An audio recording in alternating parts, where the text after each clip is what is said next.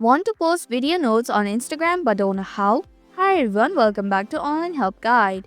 In this video, I'll show you some quick and easy steps on how to post video notes on Instagram. So without any further ado, let's get started. Let's start by opening Instagram. Then click on the message icon which is at the top right corner of your screen. After that, tap on your note. Now click on the camera icon. In order to record the video, tap and hold on the blue button. Now click on the tick button to post the video on your note. You have to enter a note in order to post, so enter a message. Then click on the share button. And that's how you can post video notes on Instagram. Thank you for watching Online Help Guide. Hope this video was helpful.